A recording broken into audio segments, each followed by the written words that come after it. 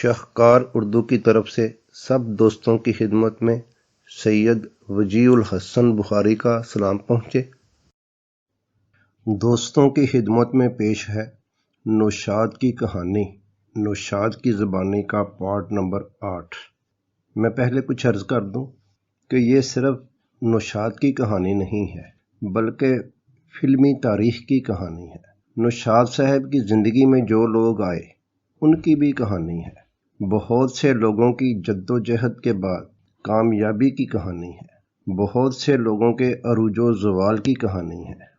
یہ صرف ایک شخص کی کہانی نہیں ہے، یہ سرگزشت بہت سی کہانیوں کی الف لیلا ہے۔ ہر ایک کہانی سے پھر کوئی نئی کہانی، کوئی دلچسپ کہانی جنم لیتی ہے۔ نوشاد کی جو کہانی ہے وہ حرف بحرف ویسے ہی بیان کی جا رہی ہے جو انہوں نے خود اپنے قلم سے شمع دہلی کے صفحات پر لکھی تھی۔ نوشاد کی کہانی کے بعد ایک گوشہ مخصوص کیا گیا ہے ان لوگوں کی کہانی کے لیے جو نوشاد صاحب کی زندگی میں آئے۔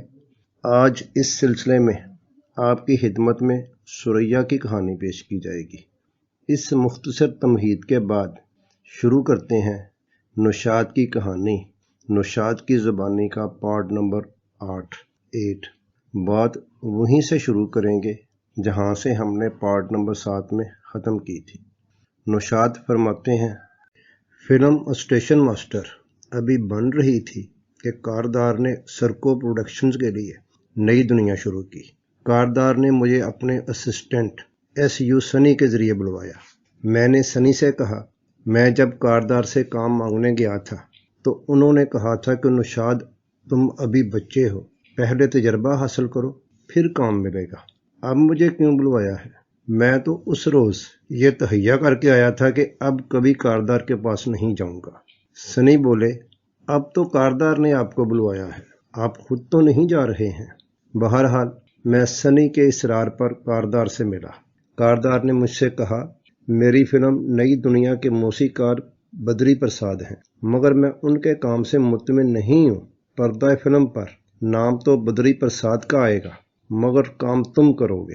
نوشاد یہاں بدری پرساد کے بارے میں فرماتے ہیں کہ بعد میں کریکٹر ایکٹر بننے والے بدری پرساد ابتدا میں موسیقار کی حیثیت سے شامل ہیں۔ نوشاد فرماتے ہیں، میں مخمصے میں پڑ گیا کہ کام تو میرا ہوگا مگر نام نہیں آئے گا۔ سنی نے مجھ سے کہا، یہ اچھا موقع ہے، آپ کام تو کریں، بعد میں کاردار صاحب کے یونٹ میں شامل ہونے کا چانس مل سکتا ہے۔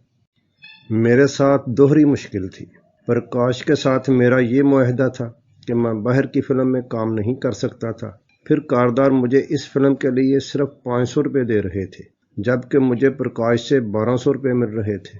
سنی نے اس معاملے میں بھی مجھ سے یہی کہا، پیسے کو چھوڑیے، آپ کام شروع کیجیے۔ میں راضی ہو گیا اور چوری چھپے نئی دنیا کی موسیقی کمپوز کرنے لگا۔ GM درانی کو اپنا اسسٹنٹ رکھا، گھر بلا کر ان کو طرزیں وغیرہ سمجھاتا۔ تنویر نقوی فلم کے گیت کار تھے، وہ ریہرسل کرتے تاکہ کسی کو پتہ نہ چلے کہ موسیقار کون ہے۔ ایک سچویشن آئی کہ بچہ سڑک پر بوٹ پالش کرتا ہے اور گیت گاتا ہے۔ کاردار نے مجھ سے کہا، اس بچے کے لیے کسی بچے کی آواز لی جائے۔ میں نے کہا، بچہ تو نہیں ہے، بچی ہے، اچھا گاتی ہے۔ پھر ثریا کو بلایا گیا اور میں نے گھر پر ان کو اس گیت کی ریہرسل کرائی۔ بوٹ کروں میں پالش بابو، بوٹ کروں میں پالش۔ اب بدری پرساد الجھن میں پڑ گئے تھے کہ فلم کے موسیقار تو وہ ہیں مگر کام کچھ نہیں کر رہے ہیں۔ انہوں نے GM درانی سے معلوم کیا تو درانی نے ان کو بتایا کہ ایک لڑکا نوشاد موسیقی دے رہا ہے۔ بدری پرساد نے یہ سنا تو کاردار سے بات کی اور ان سے کہا کہ جب میں کام نہیں کر رہا ہوں تو آپ میرا نام کیوں دے رہے ہیں؟ آپ اسی کا نام دیں جو کام کر رہا ہے۔ کاردار نے یہ بات منظور کر لی۔ نئی دنیا بن رہی تھی کہ اسٹیشن ماسٹر ریلیز ہو گئی۔ اس فلم کی موسیقی بہت مقبول ہوئی۔ بدری پرساد بھی مبارکباد دینے والوں میں شامل تھے۔ انہوں نے مجھ سے کہا کہ بھائی، نئی دنیا کی موسیقی تم چھپ کر کیوں کر رہے ہو؟ اعلانیہ طور پر کام کرو۔ نئی دنیا مکمل ہوئی تو پرکاش نے ایک معاہدہ اور کر لیا جس میں تحریر تھا کہ میں باہر کی فلم میں کام نہیں کروں گا، اور کاردار نے مجھ سے کہا، میری دوسری فلم کی موسیقی بھی آپ دیں گے۔ کاردار نے کاردار پروڈکشنز کی بنیاد رکھی اور مجھے مستقل طور پر موسیقار رکھنے کی پیشکش کی۔ اس کے ساتھ ہی کاردار نے شاردا بنانے کا اعلان کر دیا۔ میں بڑی الجھن میں پڑ گیا کہ کیا کروں۔ میں نے پرکاش پکچرز والوں سے درخواست کی کہ مجھے ایک بڑی فلم میں کام کرنے کا موقع مل رہا ہے، اگر آپ مجھے اجازت دے دیں تو بڑی نوازش ہوگی۔ پرکاش پکچرز والوں نے اس وعدہ کے ساتھ کہ پرکاش کو جب بھی تمہاری ضرورت ہوگی تم کام کرو گے، مجھے کاردار کی فلم میں موسیقی دینے کی اجازت دے دی۔ میں وعدہ کر کے آ گیا۔ کاردار پروڈکشنز میں مجھے 500 روپے ماہانہ پر مستقل ملازمت مل گئی۔ اب میں بڑا آدمی بن گیا۔ پریل کا کمرہ چھوڑ کر دادر کی اسی عمارت میں جس کے زینے کے نیچے سیڑھی پر راتیں گزار چکا تھا اور لیلا چٹنس مجھے پھلانگ کر اوپر جایا کرتی تھی، اسی عمارت میں میں نے ایک فلیٹ کرائے پر لے لیا۔ یہاں نوشاد صاحب کی کہانی کا وہ چیپٹر ختم ہوتا ہے جس کا عنوان انہوں نے رکھا تھا راہی کو منزل ملی۔ اب جو باب یا چیپٹر میں شروع کرنے لگا ہوں اس کا عنوان انہوں نے رکھا تھا کیا کیا نہ دیکھا ہم نے۔ نوشاد فرماتے ہیں، ان دنوں مجھ پر کام کا ایسا جنون سوار تھا کہ اپنا ہوش نہ رہتا۔ ہر وقت، ہر لمحہ کسی گیت کی دھن، کسی گیت کے بول میرے ہوش و حواس پر چھائے رہتے۔ ایسے عالم میں مجھ سے بڑی بڑی حماقتیں بھی سرزد ہوتیں۔ مثال کے طور پر میں نے دادر میں فلیٹ کرائے پر لے لیا تھا، مگر ایک روز کسی گیت کی دھن سوچتا ہوا میں سیدھا پریل کی جھونپڑ پٹی کی چال میں پہنچ گیا۔ بڑے اطمینان کے ساتھ کوٹ وغیرہ اتارا اور بستر پر دراز ہو گیا۔ آنکھیں موندے دھن کو سجانے سنوارنے میں مصروف تھا کہ کمرے میں ایک عورت داخل ہوئی۔ وہ مجھے دیکھ کر چونکی۔ اس نے مراٹھی زبان میں مجھ سے پوچھا، تم کون ہو؟ میں اس سوال پر ہڑبڑا کر اٹھا، اپنا کوٹ اٹھایا اور دوڑ لگا دی۔ بھاگتے بھاگتے بس اسٹینڈ پر آیا، بس پکڑی اور دادر کے مکان میں آیا۔ گھر آ کر اپنی حماقت پر ہنسی بھی آئی اور یہ سوچ کر جسم میں لرزہ بھی پیدا ہوا کہ کسی غیر کے مکان میں کسی غیر عورت کی موجودگی میں داخل ہونے کی بہت بڑی سزا بھی مل سکتی تھی۔ اسی روز کا ایک اور واقعہ بھی میرے حافظے میں محفوظ ہے۔ پریل کے مکان سے صحیح سلامت نکلنے کے بعد جب میں بس میں سوار ہوا اور مجھے اس کا احساس ہو گیا کہ خطرہ ٹل گیا ہے تو ذہن نے پھر گیت کی دھن کو سوچنا سمجھنا شروع کر دیا۔ میں فلیٹ کی سیڑھیاں چڑھ کر دروازے پر آیا۔ مجھے میرے کسی ہمدرد نے مشورہ دیا تھا کہ نوشاد، تم ذہنی اور جسمانی طور پر بہت تھک جاتے ہو، تمہیں اوولٹین کا استعمال کرنا چاہیے۔ میں اوولٹین کا ڈبہ خرید کر چلا تھا۔ اب آپ اسے میری وحشت سمجھیے یا اپنے کام کی لگن کہ میں چابی کی بجائے اوولٹین کے ڈبے سے تالا کھولنے کی کوشش کر رہا تھا اور تالا تھا کہ کھلنے کا نام نہیں لے رہا تھا۔ 20-25 منٹ تک یہی سلسلہ چلتا رہا۔ کچھ پڑوسی بھی میری یہ حرکت دیکھ رہے تھے۔ شاید ان میں سے کچھ سوچ رہے ہوں کہ نیا پڑوسی پاگل ہے۔ ہندوستان کی مشہور ڈانسر ومنتی جوشی بھی اسی عمارت میں میری پڑوسن تھیں۔ یہ ماجرا انہوں نے بھی اپنی آنکھوں سے دیکھا۔ ومنتی آج بھی اسی عمارت میں رہتی ہیں، میری راکھی بہن بنی ہوئی ہیں۔ دادر کا وہ فلیٹ آج بھی میرے نام سے آباد ہے۔ وجہ یہ رہی کہ مالک مکان نے نئے کرایہ دار کے نام سے رسید نہیں بدلی اور نہ نئے کرایہ دار نے اپنے نام سے رسید لینے پر اصرار کیا۔ میری والدہ مرحومہ اور کئی دوسرے عزیز لکھنؤ سے میرے پاس اسی مکان میں پہلی بار بمبئی آئے۔ اس زمانے میں اس بلڈنگ کے نیچے بنارس کے پنڈت دوبے پان کی دکان چلاتے تھے۔ ایک طرح سے اس دور کے وہ میرے پہلے سیکٹری تھے۔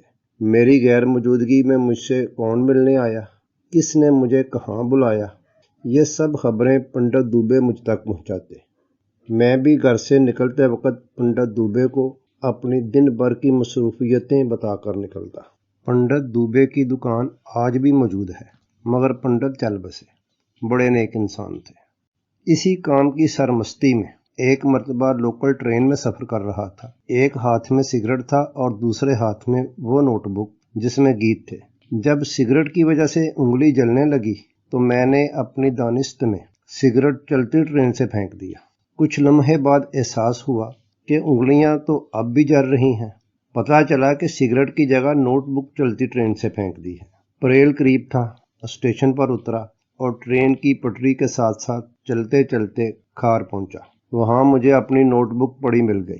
میں نے اللہ کا شکر ادا کیا کہ نوٹ بک مل گئی، کیونکہ اس میں وہ گیت بھی تھا جو دوسرے دن مجھے ریکارڈ کرانا تھا۔ اکثر ایسا بھی ہوا کہ اندھیری سے لوکل ٹرین میں پریل کے لیے بیٹھتا، مگر چرچ گیٹ پہنچ جاتا۔ چرچ گیٹ سے پریل کے لیے واپسی کی ٹرین لیتا تو ملاڈ پہنچ جاتا۔ اس زمانے میں صرف کام کام کام یہی ذہن میں رہتا تھا۔ اکثر کھانا کھانا بھول جاتا۔ ہوٹل کا ملازم رات کو آ کر کہتا، کھانا کھا لیجئے، ہوٹل بند ہو رہا ہے، اور میں جا کر کھانا کھاتا۔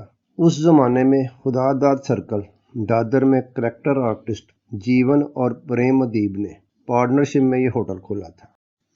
اسی ہوٹل میں رات کے وقت اکثر کے آصف مرحوم بھی بیٹھتے تھے۔ آصف صاحب اپنے ماموں نذیر صاحب کے ساتھ رہتے تھے۔ نذیر صاحب نے آصف صاحب کو دادر میں درزی کی دکان کھلوا کر دی تھی۔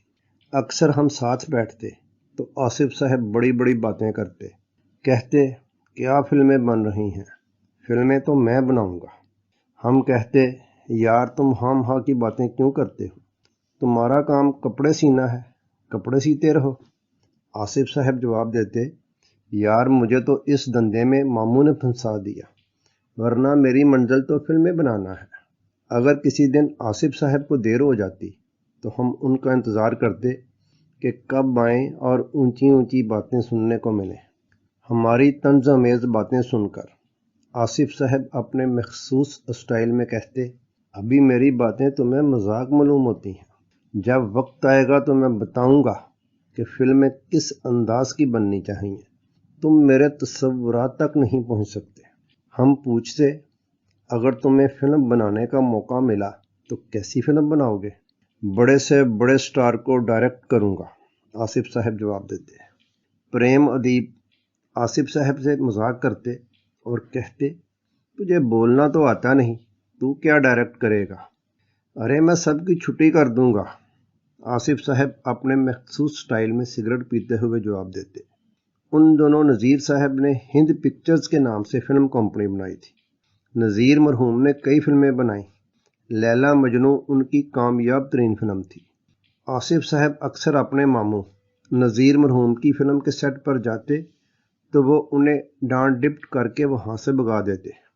جب آصف صاحب ہوٹل میں مستقبل کے اونچے اونچے منصوبوں پر بات کرتے تو ہم کہتے، تمہارے ماموں خود فلمیں بناتے ہیں، اتنے شاندار آئیڈیاز تم انہیں کیوں نہیں دیتے؟ آصف صاحب مسکرا کر جواب دیتے، آپ آئیڈیاز دینے کی بات کرتے ہیں، وہ تو مجھے اپنے پاس کھڑا بھی نہیں ہونے دیتے۔ اگر میں کبھی سیٹ پر جاتا ہوں تو یہ کہہ کر بھگا دیتے ہیں، تو یہاں کیا کرنے آیا، چل اپنی دکان پر جا اور کپڑے سی۔ نذیر مرحوم کی بیوی اس زمانے میں ایک یہودی ایکٹریس جس کا فلمی نام یاسمین تھا تھیں۔ رقاصہ ستارہ سے شادی نذیر مرحوم نے بعد میں کی تھی۔ یہاں ہم نوشاد کی کہانی، نوشاد کی زبانی کا یہ پارٹ ختم کرتے ہیں۔ نوشاد کی کہانی کا یہ سلسلہ جاری رہے گا۔ پارٹ نمبر 9 میں بات وہیں سے شروع کریں گے جہاں اب پارٹ نمبر 8 میں ختم کی ہے۔ جانے سے پہلے تھوڑا سا تذکرہ ان شخصیات میں سے ایک دو اس شخصیت کا ہو جائے جن کا ذکر اس پارٹ میں آیا ہے۔ نوشاد صاحب کی کہانی کے اس پارٹ میں نذیر، کے آصف اور ستارہ دیوی کا بھی ذکر آیا ہے۔ یہ ستارہ دیوی وہی ہیں جن کا خاکہ سعادت حسن منٹو نے اپنی خاکوں کی مشہور کتاب لاؤڈ سپیکر میں ستارہ کے عنوان سے کیا تھا۔ ستارہ دیوی اپنے دور کی مشہور ایکٹریس اور ڈانسر تھیں، لیکن ستارہ کو اتنی شہرت ڈانس اور اپنی فلموں سے نہیں ملی جتنی منٹو کے اس خاکے سے انہیں ملی ہے۔ ستارہ دیوی کا چکر پہلے نذیر سے تھا، بعد میں ان کے بانجے کے آصف سے۔ نذیر صاحب نے بعد میں سورن لتا سے شادی کی جو فلم رتن کی ہیروئن تھی۔ رتن نوشاد کی موسیقی کے حوالے سے ایک میگا ہٹ فلم ہے۔ جب اس فلم کا ذکر نوشاد کریں گے تو اس پارٹ میں ان شخصیات کا بھی ذکر کیا جائے گا۔ اس پارٹ میں نوشاد صاحب نے پریم ادیب کا بھی ذکر کیا ہے۔ تھوڑی بات اور تعارف پریم ادیب کا بھی ہو جائے۔ پریم ادیب اتر پردیش، یو پی کے علاقہ سلطان پور میں ایڈوکیٹ پنڈت رام پرساد کے گھر پیدا ہوئے۔ فلموں میں ہیرو بننے کا شوق تھا۔ میٹرک پاس کرنے کے بعد بمبئی اور کلکتہ کے چکر کاٹے مگر مراد پوری نہ ہوئی۔ قسمت آزمانے کے لیے لاہور آ گئے، جہاں لالا نانک چند کی فلم پاپ کی نگری میں معمولی سے معاوضے پر ایک معمولی سا ہی رول مل گیا، لیکن یہ فلم بہت بری طرح فلاپ ہو گئی۔ کب لگی اور کب اتری کسی کو معلوم نہیں، لیکن اس فلم کے 2-3 سٹل فوٹو جن میں پریم ادیب کا چہرہ فوٹوجینک، خوبصورت اور نمایاں تھا، ان کے ہاتھ لگ گئے۔ پریم ادیب ہوشیار اور چلاک تھے۔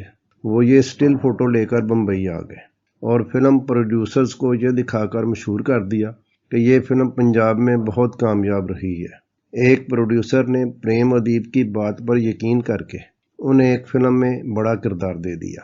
پریم ادیب کی خوش قسمتی یہ فلم کامیاب رہی اور انہیں فلموں میں کام ملنے لگا۔ پریم ادیب مذہبی فلموں میں بہت کامیاب رہے۔ پرکاش پکچرز کی برت ملاپ اور رام راج سلور جوبلی ہٹ ثابت ہوئیں۔ فلمی دنیا میں کہا جاتا ہے کہ شری رام چندر جی کے رول میں آج تک پریم ادیب جیسا کوئی اداکار سامنے نہیں آیا۔ اسٹیشن ماسٹر، چاند، ایکٹریس، دلی دربار، انوکھی وغیرہ بہت سی فلمیں پریم ادیب کے کریڈٹ پر ہیں۔ 1959 میں دماغ کی نس پھٹ جانے سے پریم ادیب کی اچانک موت ہو گئی۔ اس پارٹ کے شروع میں نے کہا تھا کہ اس پارٹ کے آخر میں سوریا کی کہانی پیش کی جائے گی۔